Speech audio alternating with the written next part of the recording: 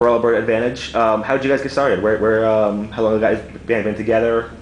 How did you guys form? I think I was actually looking at the compiled list of dates. I think the first time that we played together was 2006.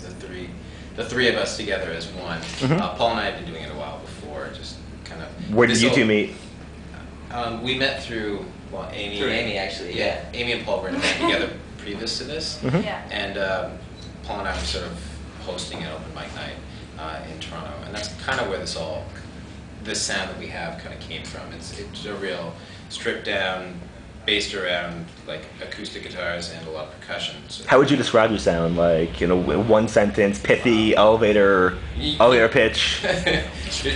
Who is the Rural Alberta Advantage?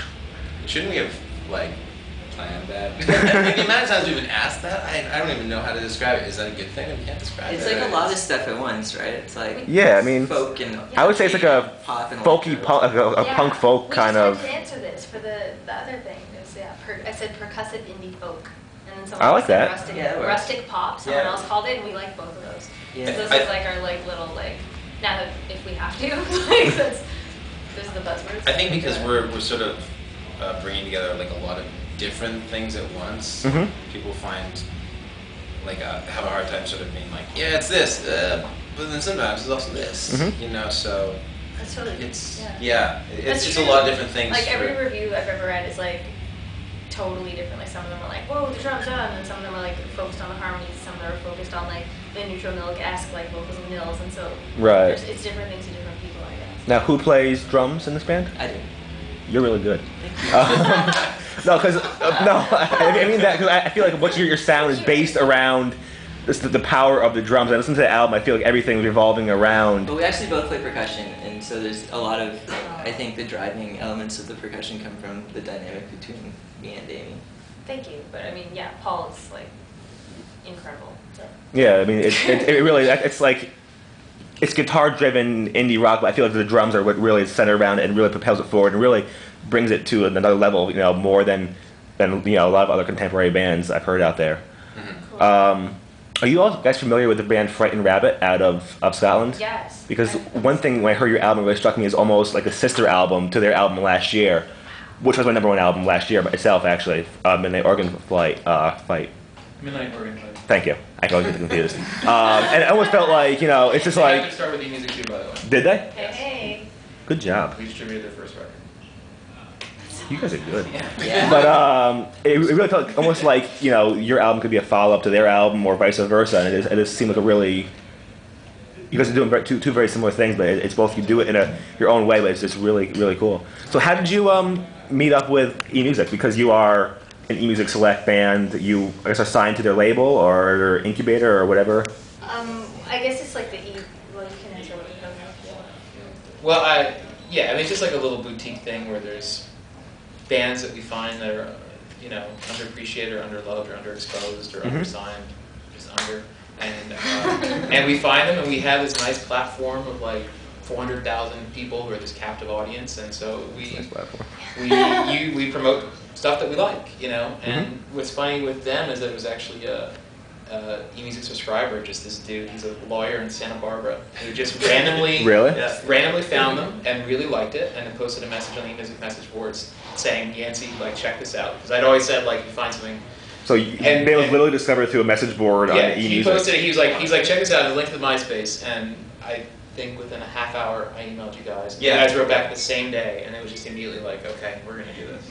Yeah, I remember getting it. I'm like, We were like, no. There's got to be some sort of Yeah. catch or something. Because I remember a couple months after we put out the album, I think we got some sort of Russian website being like, hey, give us your album, we'll give you $1 for a ringtone or something like that. It just seemed like it just came out of the blue. It's like something. I don't believe this. It's just it just seemed too good to be true, and asked the questions we needed to ask. This is really good. I guess it just kind of grew because we put the record out.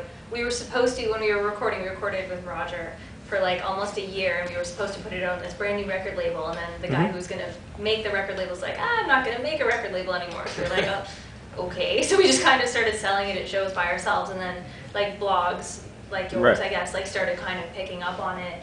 and writing really nice stuff. And so then the guy that Yancey's talking about had heard about us through another blog called Hero Hill, and that's based out of Nova Scotia. And he'd read that blog and was like, oh, wow, that sounds great. And then through that, he wrote to Yancey. So it's been this kind of gradual build. Yeah, a gradual build that when was the album finished? When did you... It was finished about a year ago. So it's really just been just building and building, and you're... I mean, we posted it November 10th or November 11th, something like that. Right, because I found it like late December. I mean, I just want to, like, we felt incredibly lucky to be able to, I mean, they have this finished record that really is like something I listen to on my own time a lot. I mean, it really is an exceptional piece of work, and just like, it's a sort of thing where we didn't have to do anything, we just sort of put it up and people found it, and it was just instant, you know? And I think it's, I mean, it's clear listening to it why, but, you know, we've got to be friends, and I just, you know, it's just amazing the opportunities that are sitting in front of them, and you know where they're going to go. It's going to be great. And they deserve all of it. I mean, really. Thanks, man. What was the recording process like? How was that handled? It was long. Yeah, Roger has a very successful commercial studio, and he very kindly allows bands like us to come in and record in the off hours.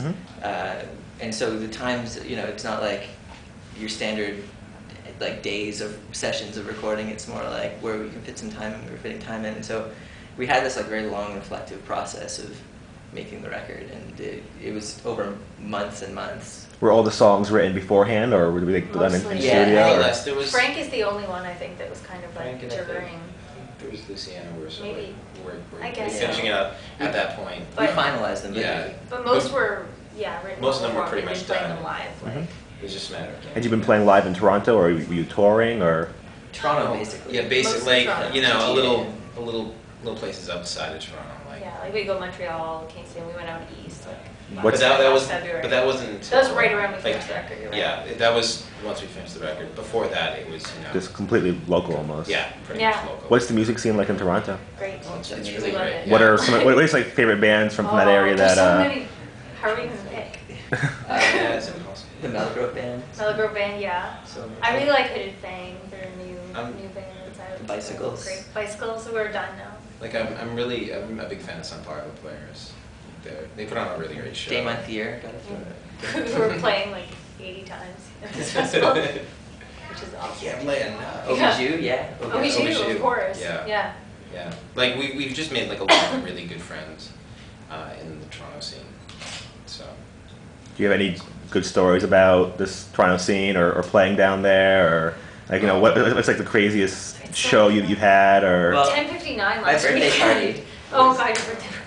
The Toronto scene's really like. Paul likes to overextend himself. Okay, yeah. More often than not. I threw my Super Sweet 26 for my 26th birthday, and had like 17 Toronto bands come and play. My birthday party was like a Monday night, and we just went into the night. It was crazy. It was like.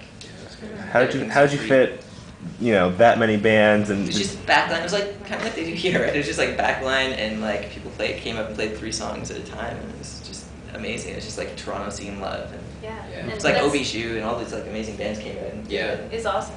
I'm surprised that you pulled it off.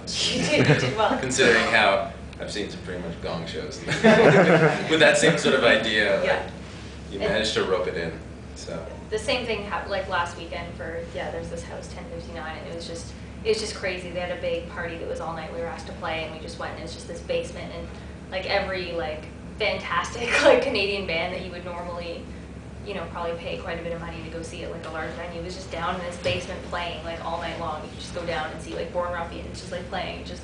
Spiral Beach. Yeah, Spiral Beach, just like, and you're just in this basement, and everyone else upstairs is just all talking to each other, excited about coming here for South by Southwest, like, just talking and just all excited about where everything's going.